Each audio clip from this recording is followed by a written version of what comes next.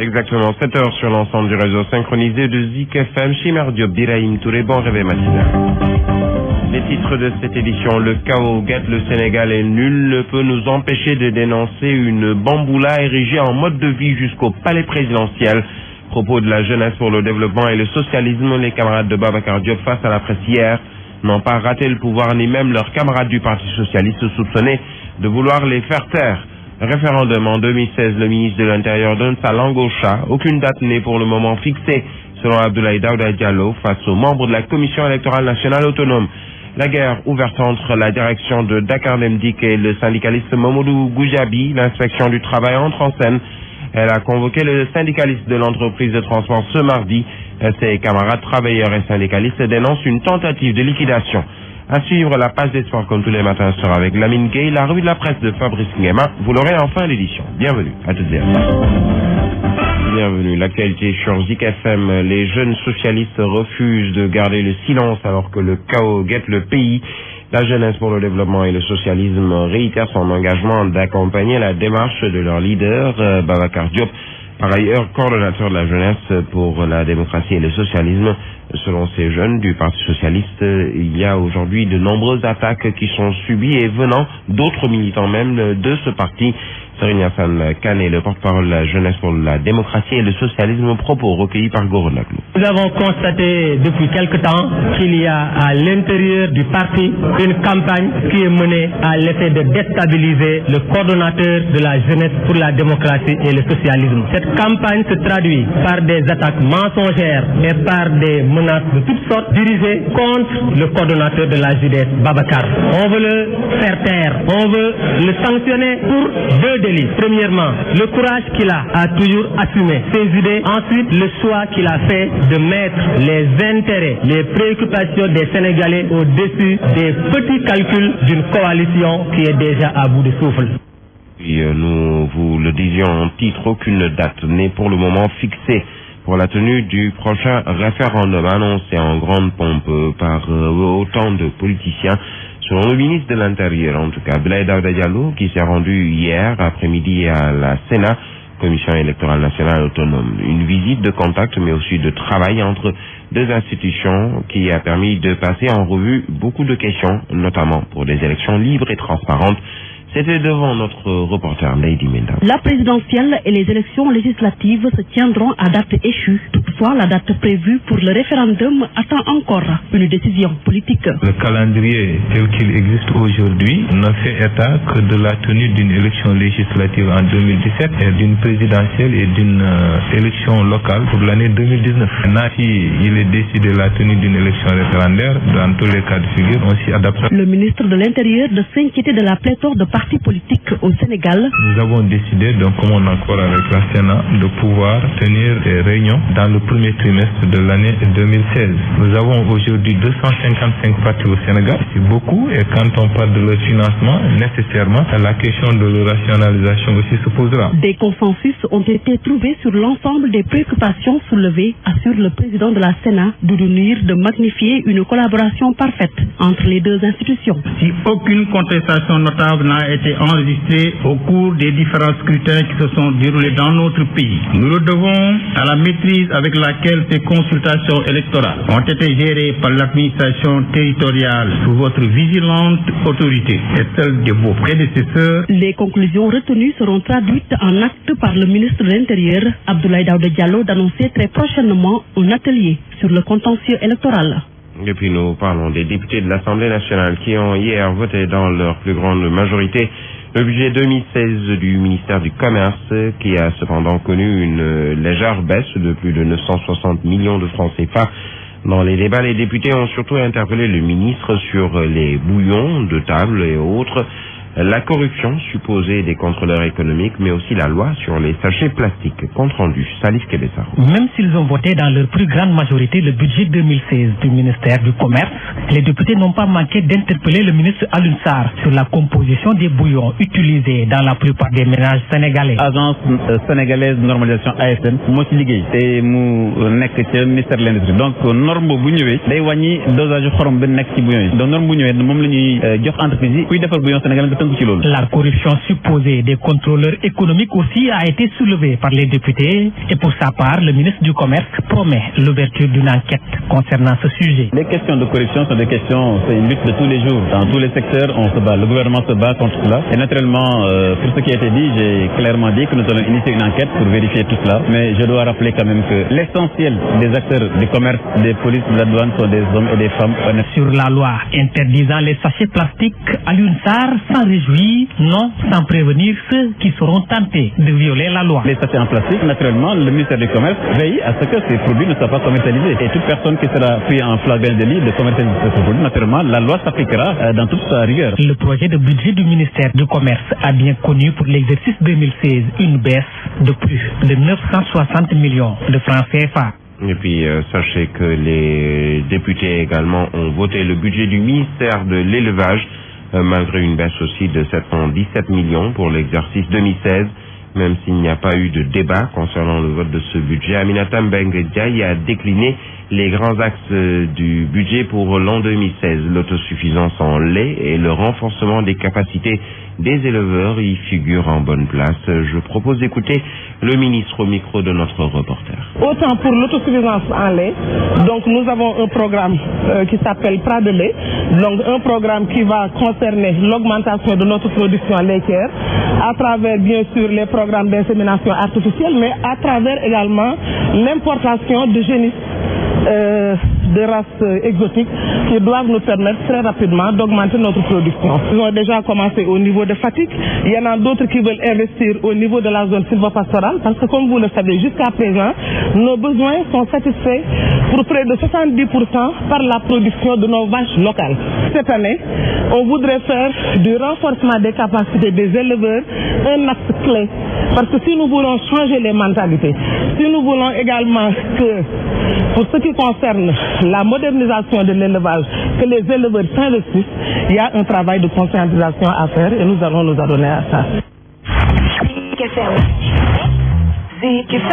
Je vous le disais en titre, le secrétaire général de l'Union démocratique des travailleurs de Dakar Demdik convoqué à l'inspection du travail ce mardi. Ses camarades travailleurs et syndicalistes ont tenu une conférence de presse afin de dénoncer un tel acte. Ils ont affirmé que leur camarade, le secrétaire général Mamoudou Goudiaby, n'a commis absolument aucune faute et il s'agit juste là d'un plan de liquidation savamment ourdi par la direction de Dakar Demdik. Compte rendu de cette conférence de presse, Zahra Aïdara.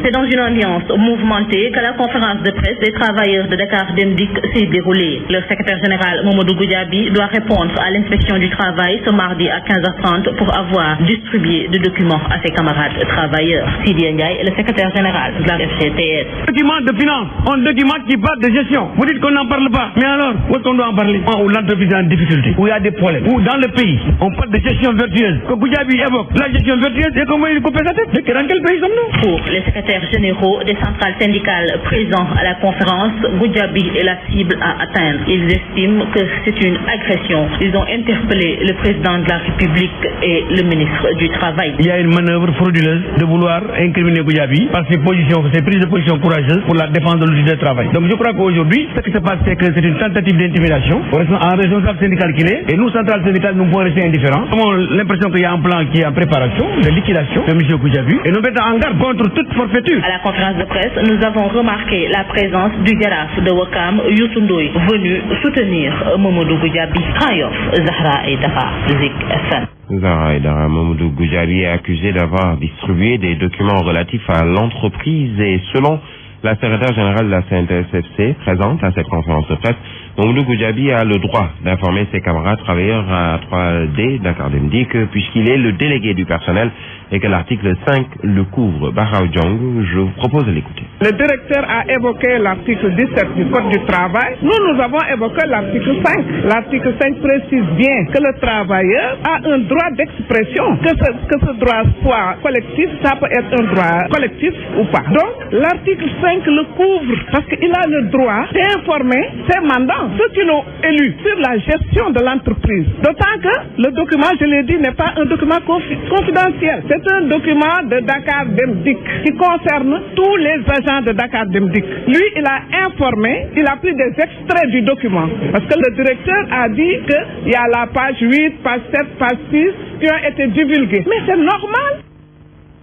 Nous parlons de cette autre structure qui rencontre également des difficultés. Il s'agit de l'hôpital régional de Saint-Louis avec les ex-agents qui ont été licenciés et remplacés par d'autres en 2009. Ils sont toujours en train de revendiquer leur indemnité de licenciement, une somme de 100 millions que la structure sanitaire devrait leur payer suite à la décision du tribunal régional qui leur avait pourtant donné gain de cause. Ils ont tenu une assemblée générale pour dénoncer cet état de fait et interpeller le chef de l'État, correspondant à Saint-Louis, Babacar. Les ex-agents de l'hôpital régional de Saint-Louis licenciés en 2009 continuent toujours de réclamer leurs indemnités de dédommagement. En effet, 4 ans après la décision du tribunal, ils attendent toujours. Talam Fall porte leur voix. Comme vous le savez, en 2009, si vous vous rappelez bien, ces travailleurs ont été licenciés abusivement et remplacés par d'autres. C'est la raison pour laquelle, en ce moment-là, le tribunal de première instance nous avait donné raison. L'hôpital avait interjeté appel et la cour d'appel avait confirmé en toutes ses dispositions.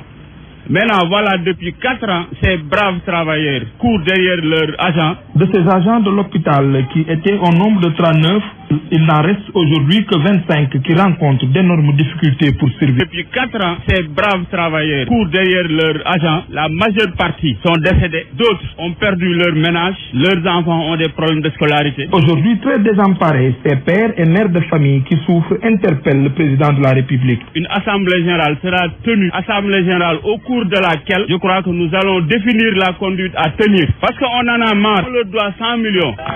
Une situation très difficile pour ces ex-travailleurs de l'hôpital qui continuent de vivre ce calvaire. Ils espèrent seulement que leur appel sera entendu. Saint-Louis, Babacar Niang pour Zik FM. Babacar Niang, nous restons à Saint-Louis où les propriétaires de parcelles impactées par la ZAC de Ngalel Makatoubé sont dans une colère. Ces personnes qui sont au nombre de 337 attendent depuis 10 ans d'être replacées dans leurs droits, mais en vain. Une situation par rapport à laquelle elle compte interpeller le chef de l'État, Macky Sall Sileïdia, coordonnateur du comité de suivi des propriétaires de parcelles impactées par la ZAC de Ngalel. Il est avec notre correspondant. La restitution de nos parcelles impactées par la ZAC de Ngalel Makatoubé. Depuis presque 10 ans, nous attendons la restitution. La restitution n'est pas encore faite. Nous sommes au nombre de 337.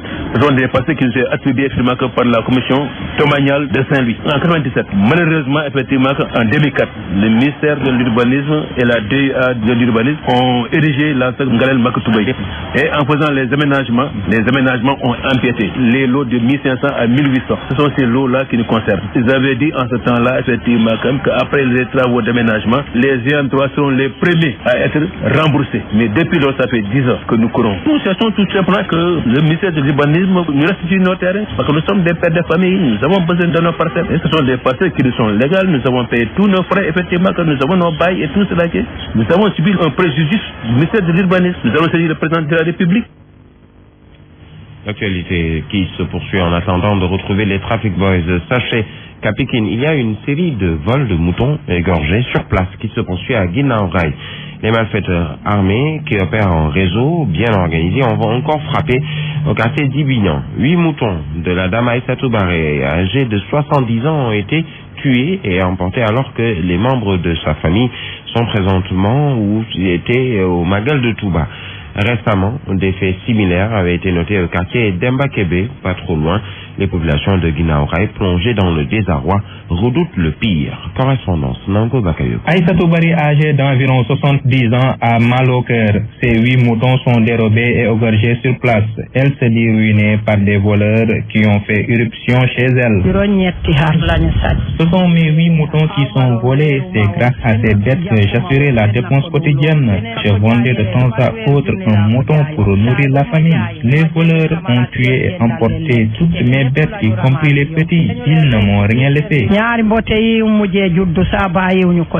Les malfaiteurs ont profité de l'absence des membres de la famille partis au Magal de Touba pour passer à l'action. Aïssatou Bari était incapable de se défendre face aux voleurs bien armés. Tout le monde était parti pour les besoins du grand Magal de Touba. Ils n'osaient pas crier au secours.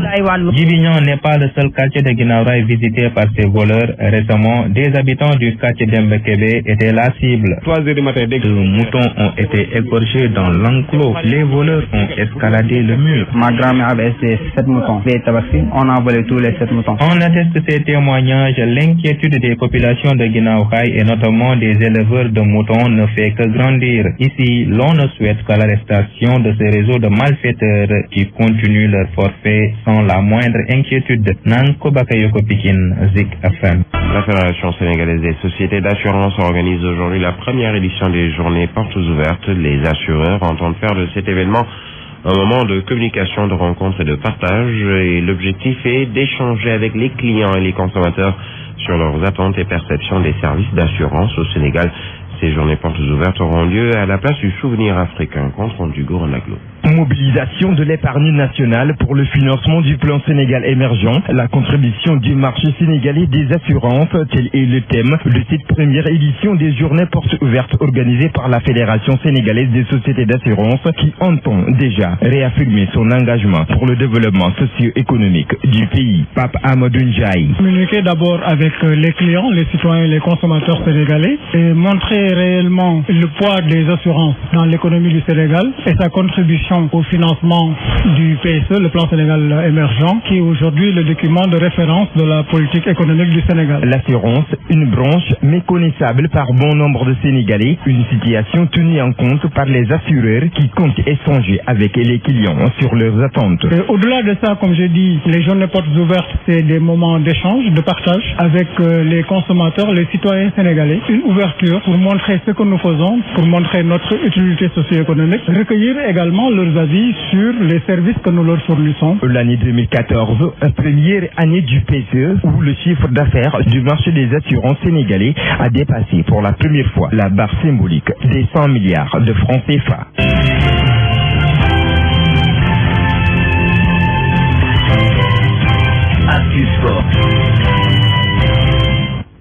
Exactement, 7h passées de 20 minutes dans ce studio pour nous présenter la page des sports. Lamine Gueye, bienvenue, bonjour. Bonjour Birahim, bonjour à tous. Nous démarrons avec la CAN des moins de 23 ans. Dernier réglage au sein des sélections avant les demi-finales qui démarrent demain. Oui, encore quelques heures avant de déboucher sur ces demi-finales. Enjeu double pour les 4 sélections encore en lice.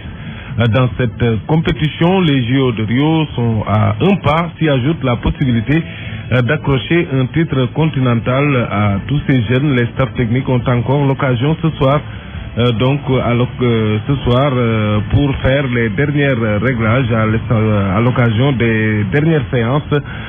Mais avant cela, il y a à venir les conférences de presse d'avant-match et c'est le Sénégal qui débute à 11h suivi de son adversaire, le Nigeria, 30 minutes après, et puis suivront respectivement l'Afrique du Sud et l'Algérie opposés dans l'autre demi-finale. Alors, Sénégal-Nigeria, un match particulier pour deux lions. Oui, il s'agit de Sidi Sarr et Alassane Sylla, 2 joueurs qui ont disputé la CAN des U20, c'était à Dakar. Ils avaient alors perdu le premier match et la finale face au même adversaire, le Nigeria, qui se dresse encore devant eux demain.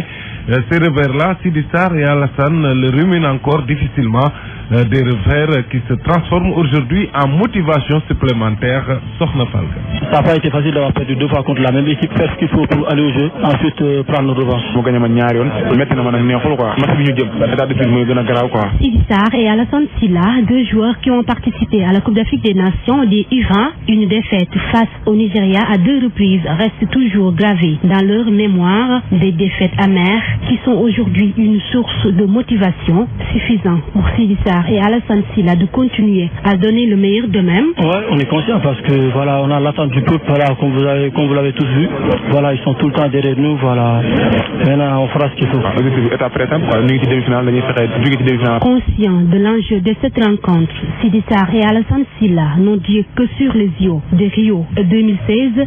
Oui, bien sûr qu'on est conscient parce que dans ce moment, je veux dire, on est en demi-finale, mais voilà, on est en égalité avec ceux qui ne sont pas égalité parce que ceux qui sont allés, il n'y a que 2 choses qu'on retient, ceux qui sont allés aux JO et celui qui a gagné la coupe. Voilà, là en ce moment, on est en demi-finale et c'est bientôt, on s'entraîne, on fait ce qu'il faut, voilà.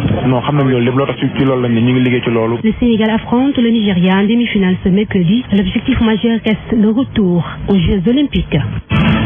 Voilà, alors Lamine Gueye, la Ligue des Champions, la dernière journée des phases de poule débute ce soir. Oui, avec à venir dans le groupe A où il n'y a plus d'enjeu puisque le Real Madrid et le PSG ont pris les 2 billets.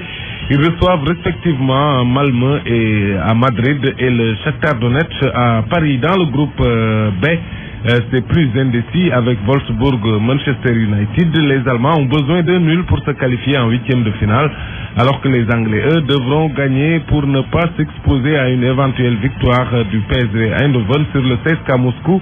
Affiche de l'autre match du groupe. Dans le groupe C, les 2 qualifiés s'affrontent pour la première place, puisque Benfica, leader, accueille Atlético Madrid et Galatasaray, FC Astana, presque sans enjeu, puisque les Turcs vont terminer 3e et seront reversés à l'Europa League. Enfin, dans le groupe D, c'est presque la même chose, puisque les 2 tickets qualificatifs pour les 8e de finale reviennent à la Juve et à Manchester City. Peut-être en jeu la première place du groupe, et là, la Juve est en avance avec ses 2 points sur les Citizens. La Juve a besoin d'un nul sur la pelouse du FC Séville, alors que City devra non seulement battre le Borussia Mönchengladbach et en même temps compter sur une défaite de la Juventus pour espérer récupérer cette première place. Alors, nous terminons avec la Grèce où les joueurs annoncent une grève illimitée. Oui, les footballeurs grecs ont annoncé hier une grève à durée indéterminée.